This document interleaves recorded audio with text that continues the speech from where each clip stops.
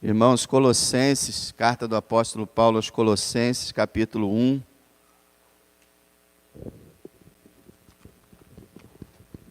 Nós falamos bastante sobre a igreja, esses dias de aniversário. Hoje nós queremos falar um pouco sobre o cabeça da igreja, o dono da igreja. Colossenses capítulo 1, vamos ler o verso 13 até o 23. Acompanhe a leitura. Irmãos, a Bíblia é mais poderosa do que qualquer pregador. A Bíblia em si, ela tem mais valor e importância do que a mensagem de qualquer pregador. Então, abra os seus ouvidos, abra sua mente, seu coração para ouvir a leitura da Bíblia, que é pura. A mensagem de um pregador não é pura, não é perfeita, mas a Bíblia é. Então, nós vamos ler agora as palavras do nosso Deus. Colossenses 1, começando no verso 13.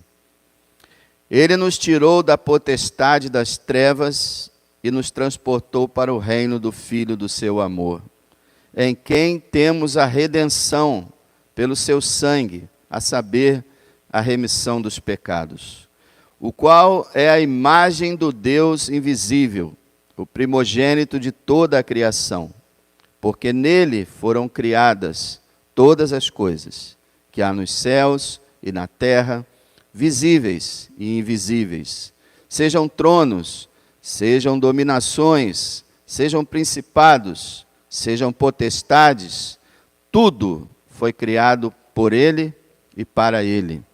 E ele é antes de todas as coisas, e todas as coisas subsistem por ele. E ele é a cabeça do corpo da igreja, é o princípio e o primogênito dentre os mortos, para que em tudo tenha a preeminência, porque foi do agrado do Pai que toda a plenitude nele habitasse, e que, havendo por ele feito a paz pelo sangue da sua cruz, por meio dele reconciliasse consigo mesmo todas as coisas, tanto as que estão na terra como as que estão nos céus. A vocês também que no outro tempo eram estranhos e inimigos no entendimento pelas suas obras más, mas agora, contudo, os reconciliou no corpo da sua carne, pela morte, para perante ele os apresentar santos, irrepreensíveis e inculpáveis.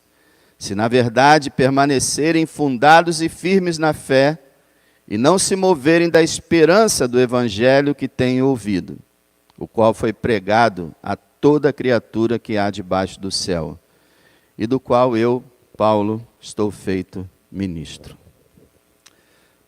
Meus irmãos, houve um homem que viveu no primeiro século, ele foi especial, ele era muito sábio, ele fez grandes obras, ele deu sua vida por amor. Para muitos, ele foi um dos maiores. Para outros, ele é o maior. O seu nome, Jesus. Nesse texto é revelada a verdadeira identidade, as obras, a fundamental importância da vinda de Jesus a essa terra.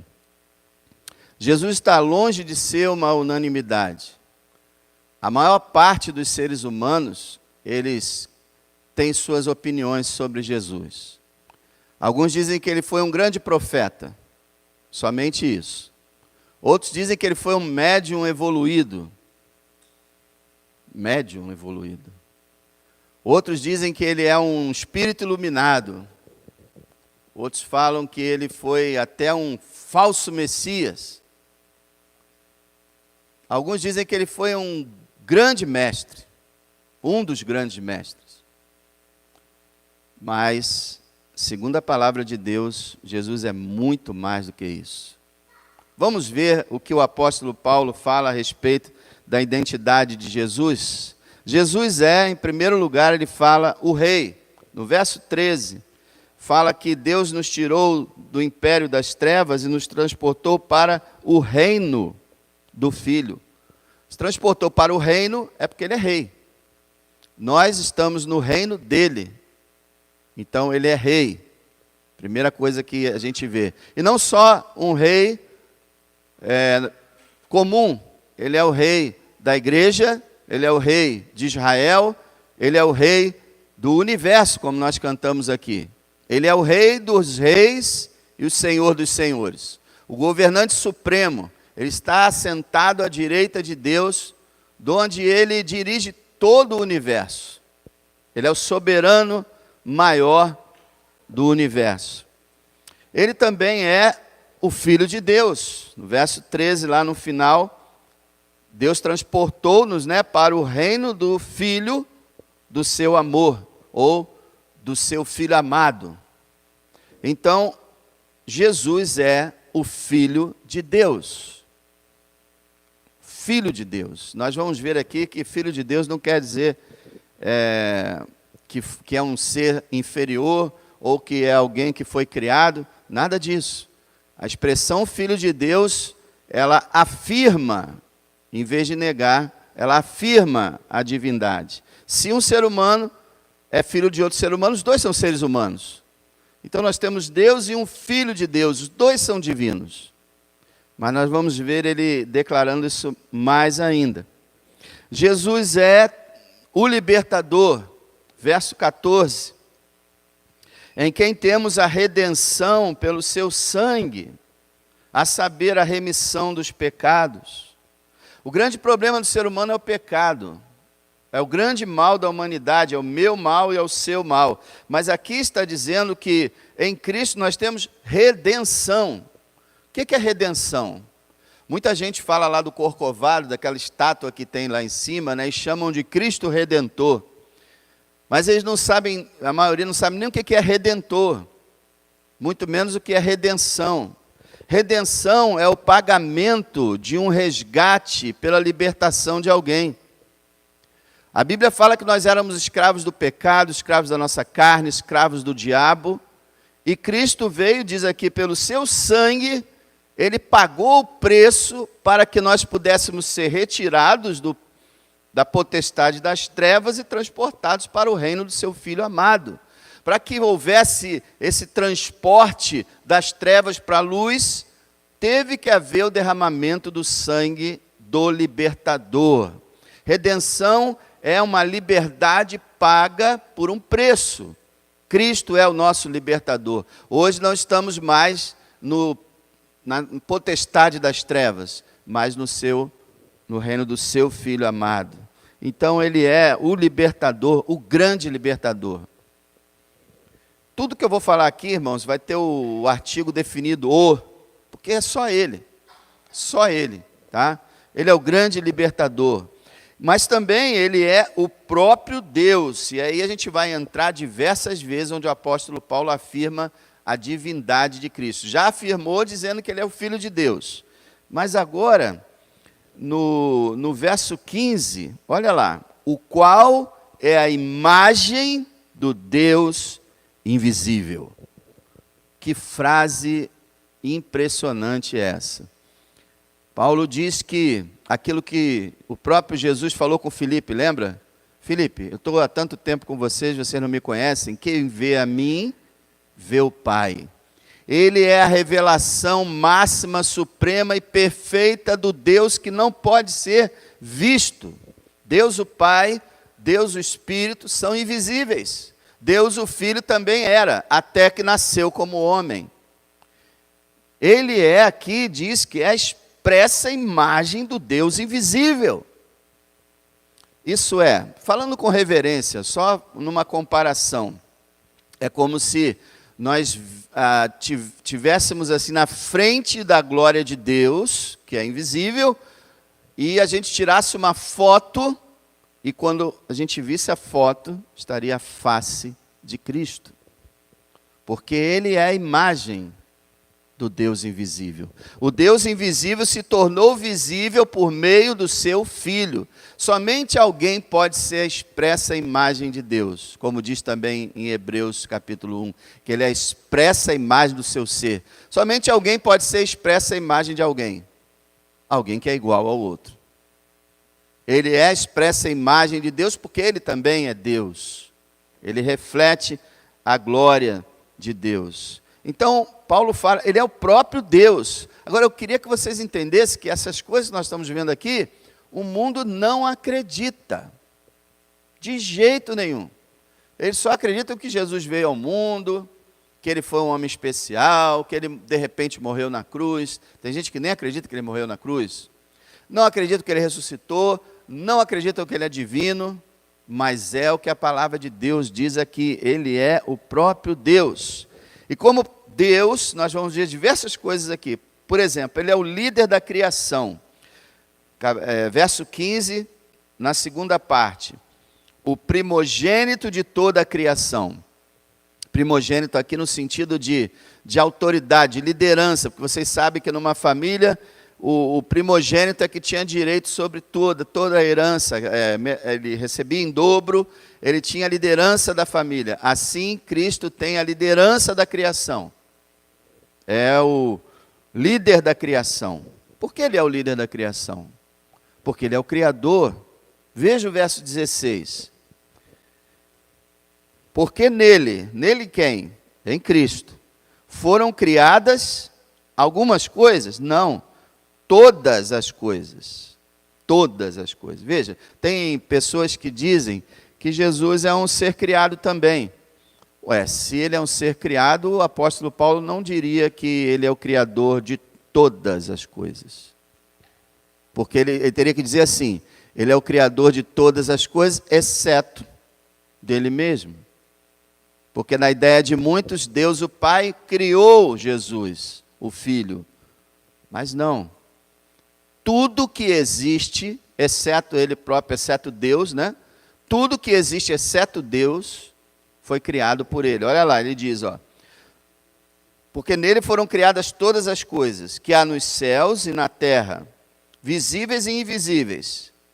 Sejam tronos, sejam dominações, sejam principados, sejam potestades, tudo foi criado por ele e para ele. Então ele criou coisas visíveis que nós vemos, coisas invisíveis, os espíritos, os anjos, o céu, o inferno, tudo isso é invisível e ele criou. Aqui tronos, dominações, principados, potestade, ele está falando de autoridades. Tanto as autoridades terrenas, como os imperadores de Roma, e todas as autoridades que nós temos hoje, aqui nessa terra, quanto as autoridades celestiais, quanto as autoridades do reino das trevas, do império das trevas. Tudo que existe, sejam seres humanos, sejam animais, sejam toda a terra e todas as galáxias foram criadas por ele.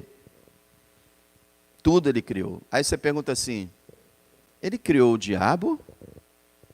É uma dúvida que as pessoas falam. Ele criou o diabo? Criou. Só que quando ele criou não era diabo. Era um anjo bom. Como é que a gente sabe que Deus não criou o mal? Porque depois de ele ter criado tudo, ele diz, eis que tudo é muito bom. Então na criação dele não havia diabo, não havia demônio. Ele criou todos os seres bondosos. O diabo tornou-se perverso dentro dele próprio e passou isso para os seus ajudantes, os demônios. Então Deus não criou eles assim, mas Deus os criou, e aqui está dizendo que o Cristo também os criou.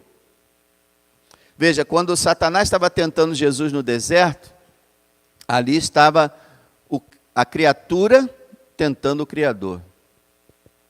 E ele só pôde ser tentado na sua humanidade, porque a divindade, a Bíblia diz que Deus não pode ser tentado. Então, irmãos, ele é o Criador. Se você abrir em Hebreus 1, verso 1, e João 1, verso 1, você vai ver a mesma coisa. Todas as coisas foram criadas por ele, e sem ele nada do que foi feito se fez. Tudo criado por ele, irmãos. Imagina uma coisa dessa, Jesus de Nazaré, aquele que foi crucificado, é o Deus e o Criador de todas as coisas. Isso é impressionante.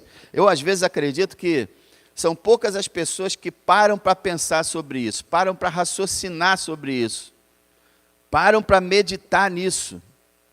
Imagine lá um homem sendo crucificado, em dor, em vergonha, em tristeza. E aquele homem criou o universo. É algo tão incrível, fantástico, que a humanidade não acredita. Mas aquele que confia e acredita na Bíblia, acredita nessas coisas. Ele é o próprio Criador. No verso 17, no início, nós vemos que Jesus também é o eterno. Veja o verso 17. Ele é antes de todas as coisas. Paulo está de novo afirmando a sua divindade, porque quem pode ser antes de todas as coisas? Só Deus. Antes de todas as coisas, quer dizer, anterior a tudo. Antes que qualquer coisa existisse, ele já existia. Aqui está afirmando de novo a sua divindade. Ele é eterno, só Deus é eterno. As pessoas confundem, sabe? Jesus não nasceu em Belém, né? Ele nasceu em Belém como homem. Agora, como Deus, ele estava na eternidade sem nunca haver tido um começo. Ele teve um começo como ser humano, mas não como Deus. Então, isso que as pessoas não entendem. Jesus, quando nasceu, era a encarnação de Deus. Deus desce para o ventre de Maria e nasce como homem. Mas ali, aquele menino não era só um homem, era Deus. Nós vamos ver também isso aqui. Então, ele é anterior a todas as coisas. Somente um é anterior a todas as coisas, Deus. Então, ele é Deus, ele é o eterno. E diz o verso 17 também que ele é o sustentador da criação. Veja, o verso 17, na segunda parte. E todas as coisas subsistem por ele. Isso aqui é muito importante. Eu falei isso há pouco tempo atrás. As pessoas dizem, Deus criou o universo, tá? Mas agora é tudo automático, né? Ficou de noite, amanhã vai amanhecer, o sol vai nascer, né? E vai ter mais um dia, e o tempo vai, e as coisas acontecem. Isso tudo é natureza, né? É automático. Tipo, Deus, como um relojoeiro, fez o relógio, deu a corda e mandou ver. Quer dizer, Deus não está mais participando disso. A Bíblia diz que ele é o mantenedor, sustentador de tudo que há. Eu só respiro porque Cristo determina que eu esteja respirando. A hora que ele disser, vai parar de respirar, para de respirar na hora. A Terra só roda no nível de rotação exato para que haja vida humana nesse planeta, aliás, a única que encontraram até hoje. Ela só roda porque Deus e o Pai, o Filho e o Espírito Santo determinam isso. Cada detalhe. Eu que estou inventando isso? O Senhor Jesus falando com os seus discípulos, falou assim, nenhum pardal. Quanto vale um pardal, ele disse? 2 centavos? Nenhum pardal cai por terra sem a vontade do Pai. E a mesma coisa pode ser dita de Cristo. Você entende isso? Se o Senhor não quiser, não haverá amanhã, aqui nessa terra, como a gente conhece hoje. Ele domina tudo, ele controla tudo. Uma vez o Senhor Jesus falou assim, meu Pai trabalha até agora e eu trabalho também. Quem foi que falou que Deus é como eles pintam nas artes, né? Deus é um velho barbudo sentado numa nuvem. Deus é um espírito que enche o universo e ele cuida de cada estrela, de cada galáxia e constelação, e tudo. Ele é responsável por cada um. Se ele se descuidasse, por exemplo, de alguma galáxia, ela poderia entrar em colapso e ser destruída. Glória a Deus que ele não se descuida, né? Jamais. Ele cuida de tudo, irmão. Não só criou. Porque quando você fala que ele criou apenas, você está indo para o passado longínquo.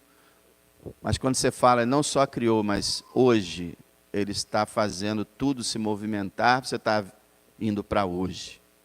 Deus não só agiu e atuou, ele atua hoje. Se uma criança nasce, porque ele quis. Se alguém morre, porque ele quis. Todas as coisas ele tem o domínio. E aqui ele está falando isso de Cristo. Ele só pode ser Deus, não é? E ele continua. Paulo diz que no verso 18, o Senhor é o líder e sustentador da igreja. Ele falou em relação a Deus, em relação à criação, agora ele chega para a igreja. No verso 18 fala, ele é a cabeça do corpo da igreja. A igreja no Novo Testamento tem várias imagens, uma delas é o corpo humano. A igreja é simbolizada como se fosse o corpo humano. E adivinha quem é o cabeça? Qual é a parte mais importante do corpo humano? O cérebro, né?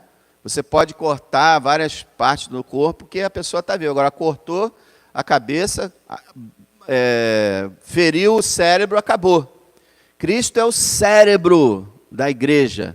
Cristo é o que dirige, controla, governa, ensina, alimenta e sustenta a sua igreja. Você acha que a igreja está na mão dos pastores? Deus me livre. A igreja está na mão de Cristo. A igreja está na mão do Senhor da igreja. Ele disse, eu edificarei a minha igreja, e as portas do inferno não prevalecerão contra ela. Que seria de nós se Cristo não edificasse a igreja? O diabo já teria nos destruído há muito tempo. Então ele é o cabeça, ele é o líder da igreja. Mas diz também que ele é o líder da ressurreição. Veja lá no verso 18, na segunda frase. Ele é o princípio primogênito dentre os mortos. O que está dizendo aqui? Ele está falando da ressurreição dos mortos, a prometida ressurreição dos homens, dos seres humanos que vão ressuscitar. E ele está falando que Jesus é o princípio e o primogênito. Princípio por quê? Porque ele foi o primeiro.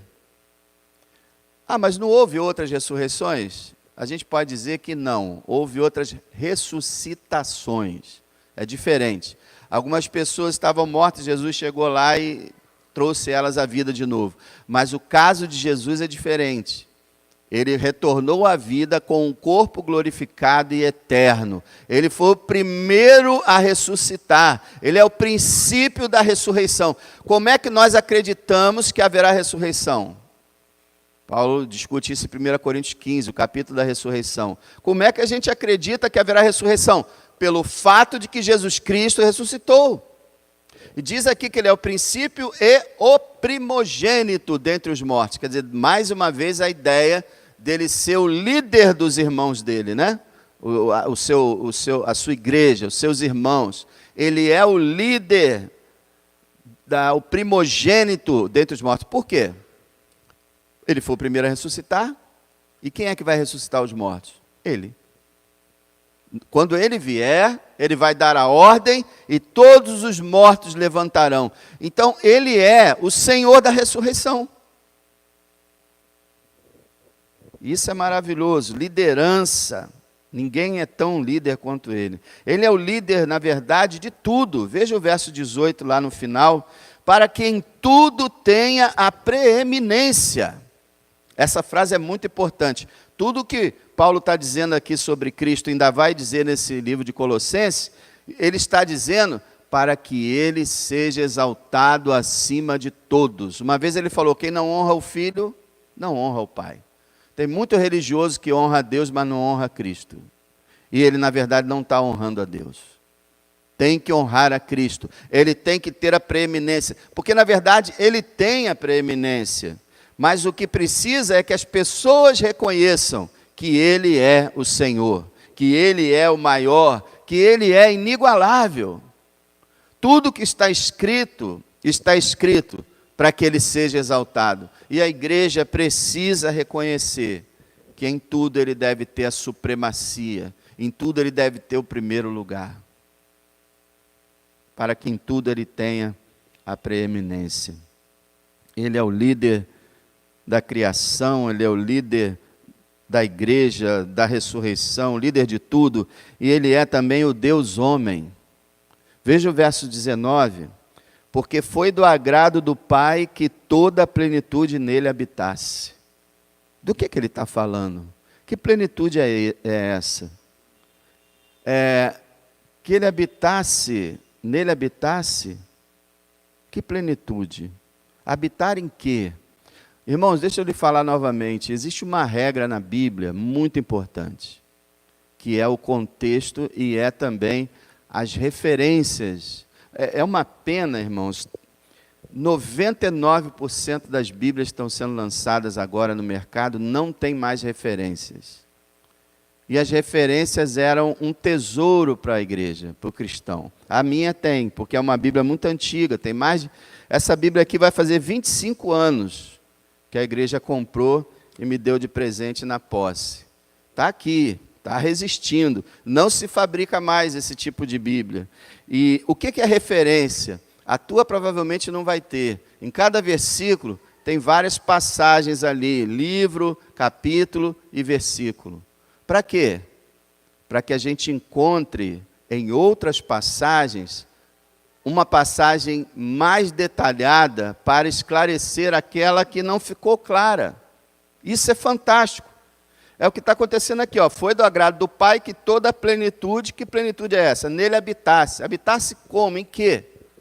E aí você vê, na minha versão aqui, você tem a referência de Colossenses 2, verso 9. Abre lá, uma página depois, capítulo 2, verso 9. Que é a mesma coisa que ele falou no capítulo 1, só que mais explicado, ó. Porque nele habita corporalmente, quer dizer, habita onde? Habita no seu corpo, toda a plenitude. Do quê? Da divindade. Você vê que esse texto é muito mais claro do que o outro? Essa é uma regra fundamental na Bíblia. Por isso que a Bíblia com referências é importantíssima. Se você conseguir adquirir, você pega ela e não vende mais. Fica com ela, porque ela é especial. Olha só, a Bíblia fala que Deus se agradou em fazer com que o seu filho se transformasse num ser humano, mas não perdesse sua divindade. E nesse corpo humano habita, não habitava não, habita, porque ele está lá sentado à destra de Deus, habita corporalmente, isso é, no seu corpo, toda a plenitude da divindade. O que ele quer dizer? Deus, por completo, está no corpo do homem Jesus. É incrível isso. Jesus é 100% homem e 100% Deus. É algo impressionante. Ninguém consegue explicar um ser, duas naturezas. É o caso de Jesus. Uma pessoa com duas naturezas. Natureza humana, natureza divina. Olha, gente, eu quero que você entenda a Trindade, por exemplo, Pai, Filho, Espírito Santo. Alguns pensam assim, bom, vamos pensar assim em 100%, 33% da divindade é o Pai, 33% da divindade é o Filho, 33% da divindade é o Espírito Santo. Não. 100% do Pai é Deus. Deus é 100% Pai, 100% Deus. O Filho é 100% Deus. O Espírito é 100% Deus. É um Deus em três pessoas distintas. É um mistério que vai muito além da nossa compreensão, mas é isso que a Bíblia ensina. Então ele é o Deus homem, ou o homem Deus. Extraordinário, nunca houve isso na história.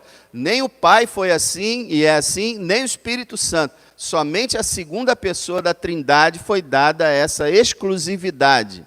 Vocês sabem que as mitologias, né, que o pessoal fala que é religião, tanto antigas quanto atuais, falam aí de filhos de deuses e seres divinos e não sei o quê. Não, só tem um ser divino, um filho de Deus, um homem-deus, um Deus-homem, Jesus, e ninguém mais. Então, ele é tudo isso. Agora, Paulo vai terminar essa passagem falando para nós uma coisa extraordinária, que Jesus é o reconciliador. O reconciliador. Isso é maravilhoso quando você repete o que eu falei até agora, ó, ele é o rei, ele é o filho de Deus, o libertador, o próprio Deus, o líder da criação, o criador, o eterno, o sustentador da criação, o sustentador da igreja, o líder da ressurreição, o líder de tudo, aquele que é supremo, Ele é altíssimo, Ele é grande, incomparável, cheio de glória, cheio de poder, de majestade, exaltado. E Ele aceitou vir a esse mundo para reconciliar você e eu com Deus. Isso é fantástico. Ele é muito grande, Ele não precisava de nada disso. Foi por amor, por graça que Ele fez isso. Ele não fez nada, como o pessoal diz, né, para aparecer.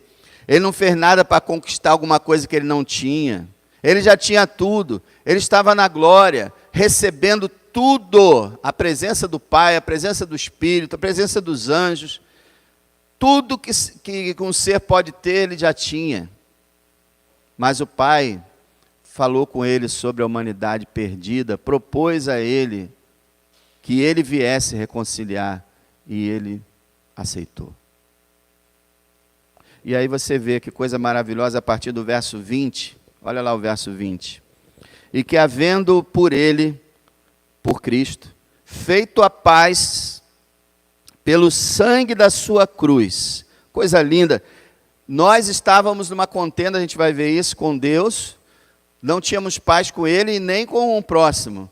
E Ele vem, por seu sangue, fazer a paz. Eu quero perguntar uma coisa. Se você souber que tem duas pessoas brigadas, você vai querer reconciliar elas, não vai? Vai, claro que vai. Você é um cristão, você é uma pessoa de Deus, você vai querer reconciliar os dois.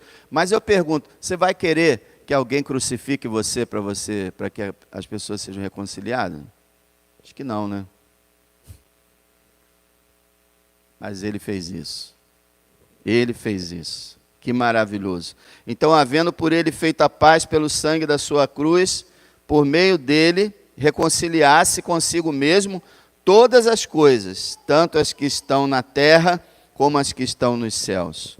Ele está falando que através da cruz, através da morte de Cristo, Cristo abriu a oportunidade para reconciliar tudo, e Ele vai reconciliar realmente os seres humanos, o reino animal, o reino vegetal, o planeta Terra e o universo. Porque eu não sei se você se lembra que houve uma maldição sobre a humanidade, sobre a Terra, e isso se estendeu a tudo que foi criado. E por causa de Cristo, Ele vai reconciliar tudo com Deus. Só não será reconciliado quem continuar rejeitando o Salvador.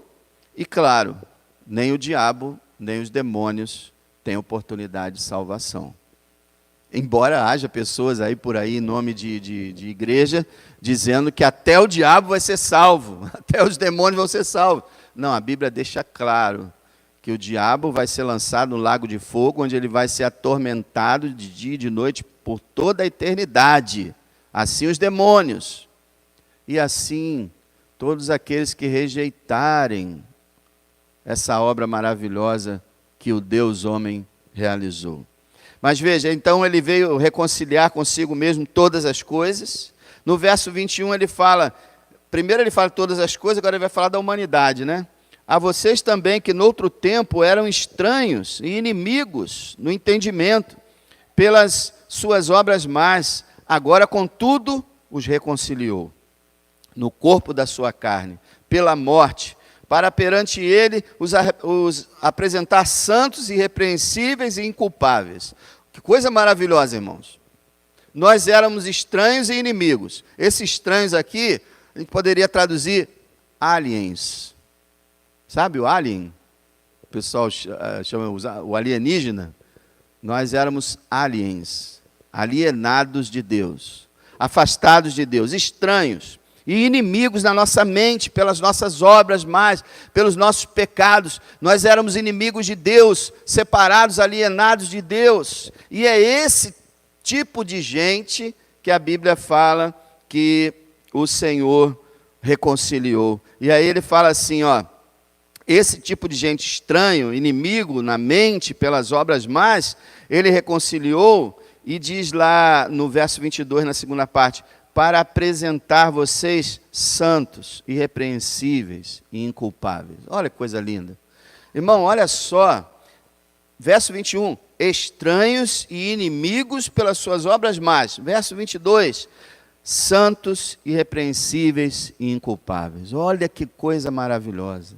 A reconciliação da cruz, a reconciliação do sangue, transforma monstros em santos. Nossa. Não é só uma reconciliação de desfazer uma contenda, mas é uma total transformação. Você se considera pecador? Eu também me considero. Apesar de ter sido salvo por Cristo, ainda sou um pecador, infelizmente. Mas a palavra diz que o Senhor Jesus vai apresentar a mim e a você, diante dele, santo, irrepreensíveis e sem culpa. A reconciliação. Você consegue entender essa importância do que ele fez na sua vida? Eu estava falando hoje de manhã sobre isso, né? Segundo a sua grande misericórdia, ele nos gerou de novo. Nós temos que entender, irmãos, que por natureza nós somos inimigos de Deus, somos estranhos a Deus, pelas nossas obras más. Você não nota isso? Que mesmo você sendo crente, você tem sempre uma inclinação para reclamar de Deus. Você tem uma inclinação para assim responder Deus, para não fazer o que Ele quer. É a sua natureza humana, é a carne. A carne é inimizade contra Deus, não pode ser sujeita à lei de Deus. Então, de inimigos, Ele nos transforma em santos. Coisa maravilhosa. Essa é a reconciliação que o Deus homem veio fazer pela sua igreja. Agora, falamos disso tudo aqui. E o apóstolo Paulo vai concluir de uma maneira muito importante. A salvação de todos. Todos nós estamos aqui e todos os habitantes da terra. A salvação de todos depende da fé perseverante em quem Ele é e no que Ele faz. Veja, Paulo explicou quem Ele é, explicou o que Ele fez. E agora ele vai dizer que a tua e a minha salvação dependem de uma fé no que Ele é e no que Ele fez, e uma fé perseverante. Olha só o verso 23. O Paulo falou no verso 22 que Ele vai nos representar santos, irrepreensíveis e culpáveis. Mas olha o verso 23. Se, tem uma condição aqui. Se, na verdade, vocês permanecerem fundados e firmes na fé, lá no segundo capítulo ele vai falar de alicerçado e arraigado. Você estiver fundado, fundamentado ali, alicerçado e firme na fé, e não se moverem da esperança do evangelho que tem ouvido. Você está vendo aí, meu irmão, a importância dessas palavras? Paulo diz quem Jesus é. Paulo diz o que Jesus fez. Mas tudo isso só terá efeito na nossa vida se a gente tiver uma fé firmada nisso. Uma fé no que Deus revelou na palavra. Então o cristão não é aquele que diz, não, Jesus é um grande médium, Jesus é um sábio, Jesus é um grande profeta. Não. Jesus é o Criador, Jesus é Deus, Jesus é o Redentor, Jesus é o reconciliador, é o Salvador. Não há ninguém maior do que Ele, não há ninguém como Ele. Não há ninguém que possa fazer o que Ele faz. Então é necessário uma fé que não se mova. Olha, ele fala aqui, firmes na fé e não se moverem da esperança, do Evangelho que vocês têm ouvido. Isso que vocês ouviram hoje é o Evangelho. E vocês precisam acreditar nessa esperança que o Evangelho nos dá, da vida eterna. E precisam acreditar e não se moverem, não serem movidos, porque a Bíblia fala em Efésios 4, que existem pessoas que são como crianças e são enganadas e ficam se movendo para lá e para cá, e para lá e para cá. O Salmo 1 fala sobre a palha no deserto que voa para cá, voa para lá. Então você ouve uma coisa, eu acho que isso aí é o certo, aí você ouve outra, não, eu acho que esse aqui é o certo. Não. Você precisa ter uma fé que é um dom de Deus que dura até o fim. Aquele que perseverar até o fim será salvo.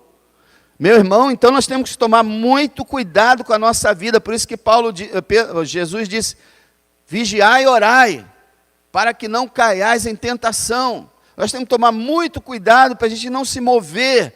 Você sabia que existem diversas igrejas hoje no nosso país e no mundo que não ensinam o evangelho verdadeiro?